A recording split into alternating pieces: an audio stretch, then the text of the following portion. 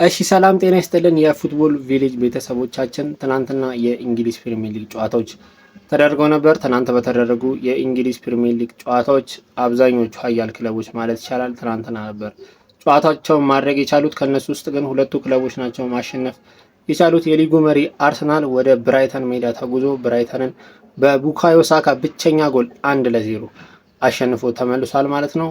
የሊጉ ዋንጫ ፉክክር ላይ ያለው ማንቸስተር ሲቲ እንዲሁ በሜዳው ኖቲንጋም ፎረስትን አስተናግዶ ነበር። ሁለት ጊዜ መምራት ቢችልም ሁለት ጊዜ አቻ ወጥቶ 2-2 ጨዋታው ተጠናቋል ማለት ነው። በዚህም ከአርሰናል ጋር ያለው የነጥብ ልዩነት ወደ 7 ሰፍቷል ማለት ነው። ሲቲ አንድ ቀሪ ጨዋታ አለው።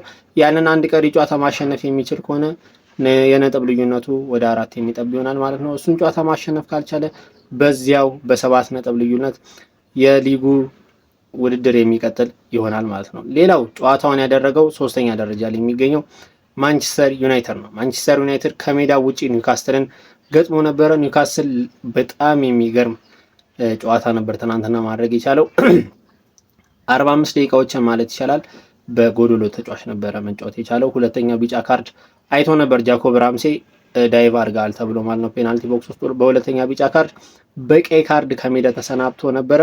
እንደዛም ሆኖ ከጨዋታው እረፍት ከመውጣታቸው በፊት አንቶኒ ጎርደን በፔናልቲ ባስቆጠረው ጎል 1-0 ሲመራ ወዲያው ካዝሜሮ ጎል አስቆጥሮ አንዳቻ እረፍት ወጥቷል። ከእረፍት በኋላ ሙሉ 45ቱን ደቂቃ በ10 ተጫዋች የተጫወተው ኒውካስትል ዩናይትድ እንግዲህ ባለቀ ደቂቃ ባስቆጠረው ግብ በኦስሎ ባስቆጠረው ግብ 2-1 ማሸነፍ ችሏል ማለት ነው። ማንቸስተር ዩናይትድ ወደ መሪዎቹ ለመጠጋት ያደረገው እንቅስቃሴ ሳይሳካለት ቀርቷል ማለት ነው። ሌላ ጨዋታቸውን ያደረጉት አስቶን ቪላ እና ቼልሲ ናቸው። አስቶን ቪላ ገና በሁለተኛው ደቂቃ በዳግላስ ሉዊስ ጎል ሲመራ ቢቆይም ከዛ በኋላ በተቆጠሩበት 4 ግቦች ለመሸነፍ ተገዷል ማለት ነው። የቼልሲን ጎሎች ያስቆጠሩት 3ቱን ጆዋ ፔድሮ አስቆጥሮ ሃትሪክ መስራት ሲችል አንዷን ደግሞ ኮል ፓልመር አስቆጥሯል ማለት ነው። ከጨዋታው በኋላ ከነዚህ ጨዋታ በኋላ ተጫዋቾችና ታዋቂ ሰዎች ምን አሉ የሚለውን ነገር እነግራችኋለሁ።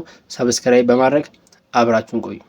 እሺ የመጀመሪያውን አስተያየት የሰጠው ጋብርኤል ማጋሌሽ ነው። ጋብርኤል ማጋሌሽ እንግዲህ ትናንትና የጨዋታው ኮከብ ሆኖ ተመርጦ ነበረ። ትናንትና አርሰናል ብራይተንን 1-0 ባሸነፈበት ጨዋታ የጨዋታው ኮከብ ሆኖ ተመርጦ ነበር።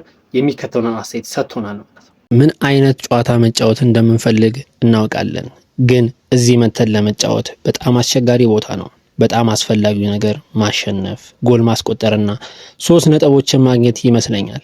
አሁን ስለማረፍ እያሰብኩ ነው፣ ምክንያቱም በቅርቡ እንደገና እንሄዳለን። ለቡካዮም በጣም ደስተኛ ነኝ። እሱ ምርጥ ሰው ነው፣ አሁንም ወጣት ነው እና የአርሰናል ማሊያ ለብሶ 300 ጨዋታዎችን አድርጓል። ሁላችንም ለሱ በጣም ደስተኞች ነን። በመጨረሻም በጥሩ ሁኔታ መከላከል ነበረብን እና እንዳደረግነው አስባለሁ። ሁላችንም በጣም ደስተኞች ነን። እዛው ከአርሰናል ጨዋታ ሳንወጣ የብራይተኑ አሰልጣኝ ፋቢያን ሃዝለር የሚከተለውን አስተያየት ሰጥቷል። ዛሬ እግር ኳስ ለመጫወት የሞከረው አንድ ቡድን ብቻ ነበር። እንዲሁም በትናንትናው ጨዋታ ብቸኛዋን የማሸነፊያ ጎል በ9ኛው ደቂቃ ላይ ማስቆጠር የቻለው ቡካዮ ሳካ ከጨዋታው በኋላ እንዲህ በማለት አስተያየቱን ሰጥቷል። ውጤቱን አናቅም ነበር፣ እናም ደጋፊዎች ደስታቸውን ሲገልጹ አወቅን። ትኩረት አድርገን ስራውን ጨርሰናል። በፉክክሩ ላይ እንዳለን እናውቃለን፣ እናም አሸንፈናል። እነሱ ግን አላሸነፉም። ምርጥ አልተጫወትንም፣ ግን ውጤቱን አግኝተናል። በ24 ዓመቴ 300 ጨዋታዎች።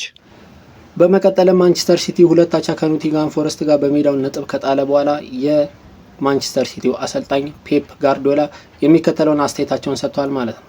በውጤቱ ቅር ተሰኝተናል። እንደገና ሁሉንም ነገር አድርገናል፣ ነገር ግን አልተሳካም። አሁንም እንቀጥላለን። የዋንጫ ፉክክሩ አላበቃም። አሁንም ብዙ ጨዋታ ይቀራል። እንዲሁም ቼልሲ ከሜዳ ውጪ ተጉዞ አስቶን ቪላን 4-1 ባሸነፈበት ጨዋታ ጃኦ ፔድሮ ሃትሪክ መስራቱን እናስታውሳለን።